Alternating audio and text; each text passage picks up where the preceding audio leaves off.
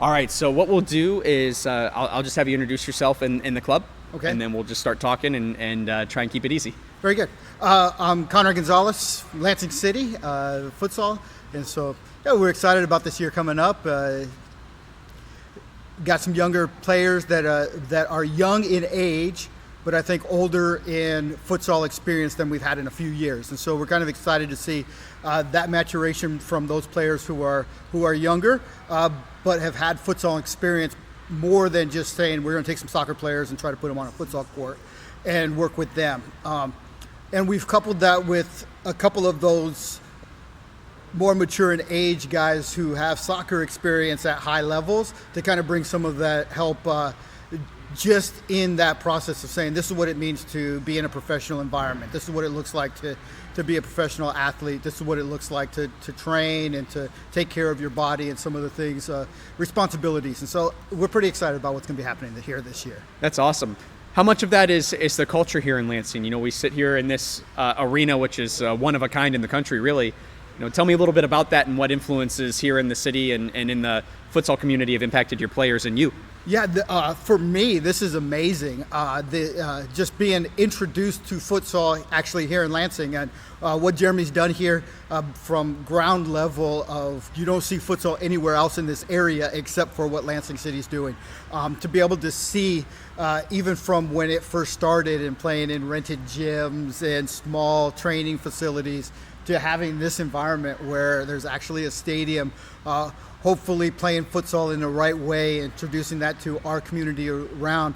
I think that culture potential is amazing. The ceiling is high as soon as people start coming in. And so, like I said, for the amount of time that it's been going now, we actually have players who grew up playing futsal and are now going to be able to be stepping out on some of the highest level of futsal in the country. And so I think that culture just first team-wise and developing it inside of a club, now we are ready to begin presenting it to the public at large, saying, hey, come see this thing that is happening here that, like you said, doesn't happen anywhere else in the country. There might be futsal being played. There might be futsal teams that do very well. Maybe they play good futsal, but they don't have that environment that creates a culture outside of the club, where I think this has the potential to have both, and I'm excited to see where that goes. Tell me about some of the influences, outside influences that you guys have felt. You know, are there tactics that have inspired you guys from other countries, whether it be the World Cup right now or club teams that you guys follow? Tell me a little bit about what outside influences have impacted your guys' style of play and culture. Yeah, I think the biggest one for us as a club was definitely Jeremy going off and having that experience with the World Cup team the last cycle, and then bringing back and saying, "Hey, we thought we were good, and then we ran up against teams who actually know how to play."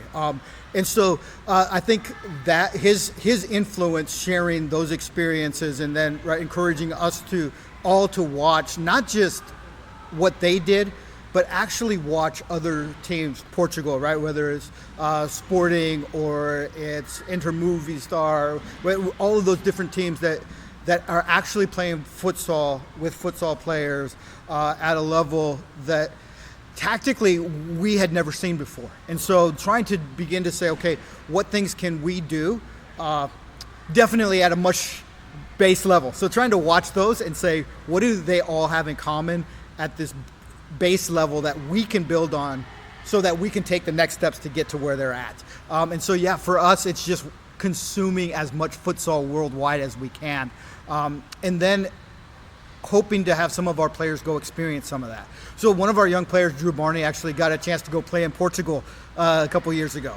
And so he was playing at the highest levels for his age group, and experiencing some of those things. And just that experience of him coming back saying, hey, there's something more.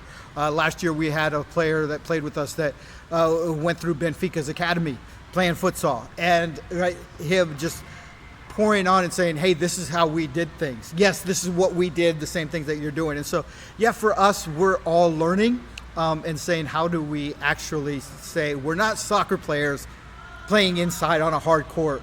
We want to be futsal players that are showing how this beautiful game could actually be played and the excitement of it.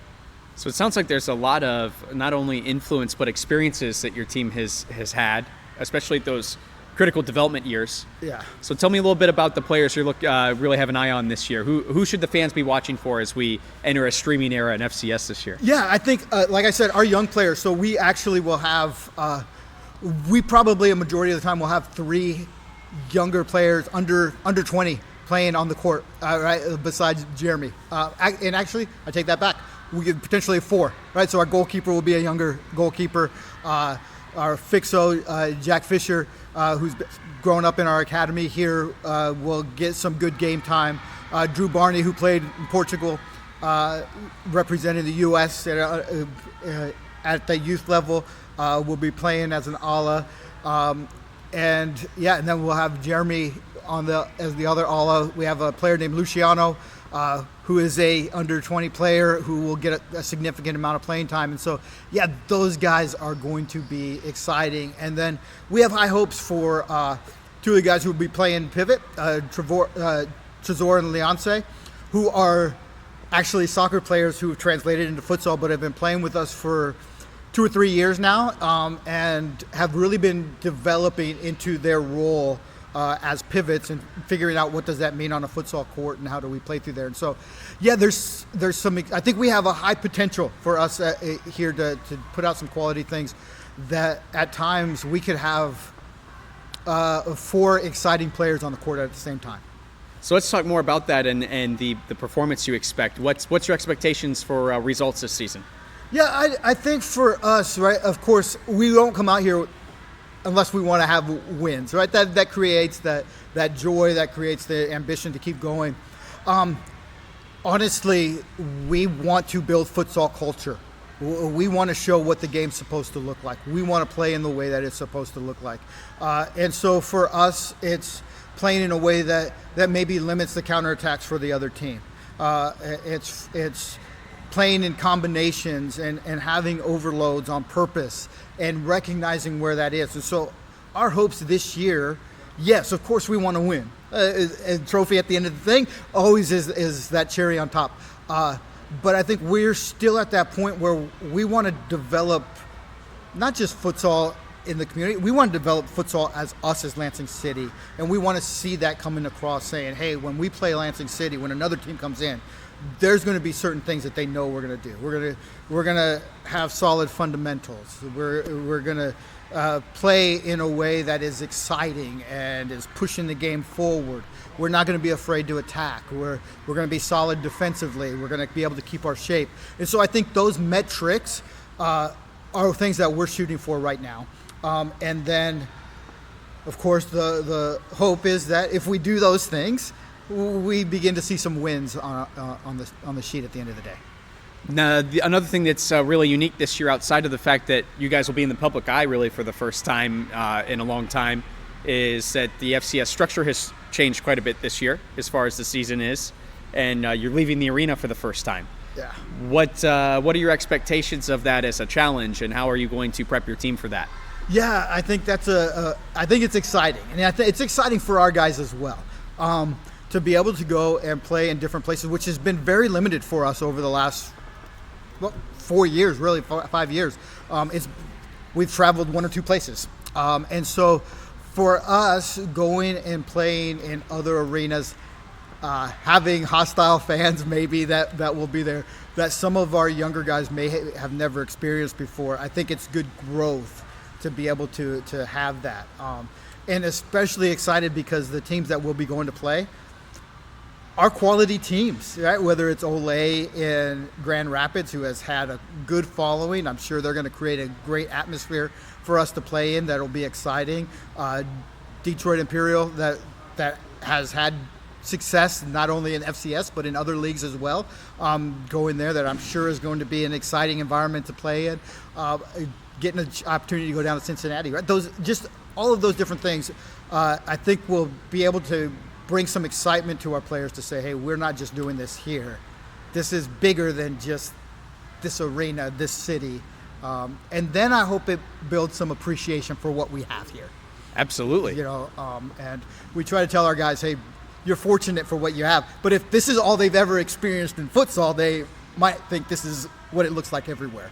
And so the hopes of us going other places and saying, hey, we really appreciate our fans, we appreciate our atmosphere that they create, we appreciate the facilities that we get to train in every day, and yeah, just begin to say, hey, we really love being a part of this.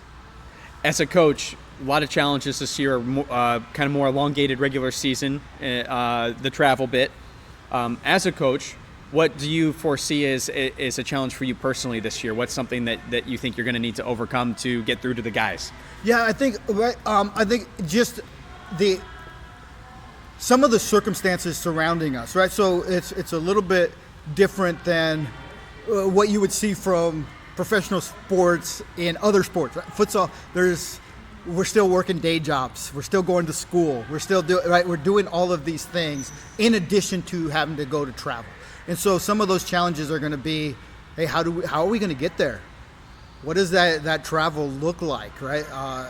If it's quick turnaround, are we going to have guys being able to get off of work and take off of school and right partnering rest of their life that I know everybody else has to do, but having to still be able to provide for your family and those kinds of things outside of this that we want to take as a very important part of our life is going to be a challenge. And I think that's probably going to be the biggest thing, is just making sure that we're not having all of those concerns, and how do we take care of that so that we're focused on playing when we go. We talked a lot today during the AGM with the teams, something the fans didn't really get to enjoy, but was hoping maybe you could give me a little glimpse into your perspective of some of the things we did today. A lot of the conversation was around where the U.S. is in futsal today and where can we take it from here. Can you give us a little insight on where you feel things are now and what we can do and what your projection is of futsal in the U.S. in the future? Yeah, for me, I guess I want to be optimistic about the future of futsal. I love the game, and I think I probably come from the other side, right? I'm older, and so when I was younger, we didn't play futsal. Any kind of indoor soccer was 80s growing up with arena soccer that was it for professional soccer in the United States. And grew up in San Diego, where the San Diego Sockers and arena soccer were the team, right? I think when I left San Diego, it was like 7 or 8 in a row championships that they won. They filled their stadium. They sold out their stadium. I hope that futsal gets to that point where we go and there's this culture that says this is a top level sport, like indoor soccer was in the 80s. It was a top sport in America. And I think if you look back and look at it, indoor soccer, I think, was bigger than basketball in the 80s, right? Bigger than the NHL, right? Bigger than some of what you see as big sports now, and died off. What I wished we had done is that we had futsal in that time, now that I've been introduced to this game. I think it closer resembles soccer with some uniqueness in it, the speed of the game, the importance of being able to just receive the ball, right? So just some of those technical skills that a player has to have, and then amped up at a speed that you don't see on a big field. And so, yeah, I want to be optimistic that becomes a sport that I think American fans can enjoy. Sit down and say, I will choose this to be my entertainment for the night. I think the reality is that we are at very ground level of that. It's not seen worldwide. People don't know about it. I didn't know about futsal until a relatively short time ago. And we don't see it even in the Lansing area. Like I said, outside of Lansing City Futsal, if you went and told somebody, hey, I play for Lansing City's futsal team, you have to explain what futsal is. And then you have to use soccer terms to explain it, right? And I think that's really the attitude of, the realization that that's how it is across the country. That futsal might be this second tier thing to what soccer is, instead of being its own entity with its own viability, with its own uniqueness to be a sport by itself. And my dream is that futsal becomes a part of every soccer player's skill set. and I know we're not there, and we're probably a long ways. But I was talking with some of the other guys here this morning. I said, my dream is that any player, we don't start kids off at the U6, U7, U8, U9, maybe even up to U12 level, playing soccer outside, where the theory lately has been that we put them on smaller fields. I think let's put them on a futsal court. Let's develop those futsal skills. And then when they get to where we're going to play on a bigger field, they play futsal and soccer both until they get to an age where I decide, hey, I like the futsal game better, and I'm going to devote my time to this, or I like the outdoor football soccer game better, and I'm going to devote my time to there. I think if we can get to that point, then we will begin seeing those big improvements of a national professional league that feeds into a national team that can compete on the world stage.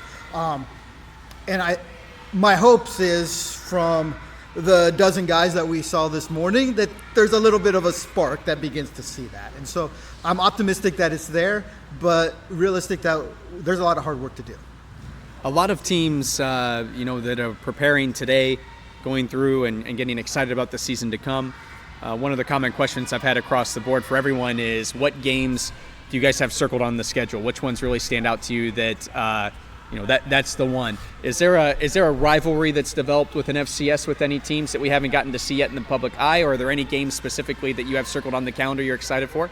Yeah, so we've got some original teams from FCS that we've been playing for quite a while, right? So we've had some years where there was 4 teams, right? And we think of Detroit Imperial, we think of Midwest, who was Migos at one time, but now Midwest, and we've played in finals, and we have a good game against them every single time. And right there's Detroit Imperial. It seems that the temperature is always up on that one. And so Midwest, who we've played, right, not just in FCS, but even in other leagues than when we were playing before, that they were a constant in those leagues. Close by, a lot of time playing. So I think those are always going to be natural rivalries. I think a rivalry that I hope that we are able to compete at the level is with Olay. That Lansing City and Olay at one time had good rivalries, good games. We just haven't played in the same league together for a while. And so I'm hoping and those were always good games, not just on the court, but the atmosphere from our fans seemed to show up for those games as well. And so, yeah, I think I've mentioned every team except for Jenga, and Jenga's we're going to be excited to play them just because we get to travel to Cincinnati. It's a team that we don't have a lot of experience against. We haven't seen them very, very much. And so, I think, what game do we circle? We circle Jenga. That's our first game that we travel, and then we move from there. That's awesome. It kind of sparks getting down to business, diving into the season as a whole. Exactly. I like that. Looking ahead to results for the season, what your expectations of the players having that blend of someone who has really a once-in-a-lifetime experience on their resume like Jeremy, and then some of the kids that are pulling from some similar experiences traveling overseas. How that's going to blend on the court is going to be very interesting. What is your guys' expectation as far as a finish this year in the table? Yeah, and I'm going to be honest, I really haven't said, hey, where do we finish looking at all these teams? I think the first futsal world right now is so, besides established clubs, like even our team, our team's going to look very different than we did last year. It's going to look very different than we looked 6 months ago. And so because of that, it's kind of hard to say, once we get on the court, this is where we fall into. My expectations for us as a team, just personally, and give them full credit because I know those other programs are going to do their hard work. They're going to come out with good programs as well, is that we're going to put the work in. That's just an expectation that we're going to have here. And it's going to be, this is the top level experience that some of our guys have, and this is minimum expectations then for the rest of us to rise up to. I think if we do that, then when we look at the wins and losses, we're going to have more wins than losses at the end of the year. And we'll be able to compete and put on good performances and put a smile on our face at the end. That's awesome. Well, I think it's going to be an exciting season. I think that you guys have a very unique facility and fan base and culture here. And I know that personally I'm looking forward to sharing that with the world and getting this gem of a facility and a fan base on stream so the rest of the world can see what's possible. First and foremost, Conrad, thank you for the time, but best of luck this season, and look forward to seeing how you guys do. Hey, thanks very much. Awesome. Go City. Thank you.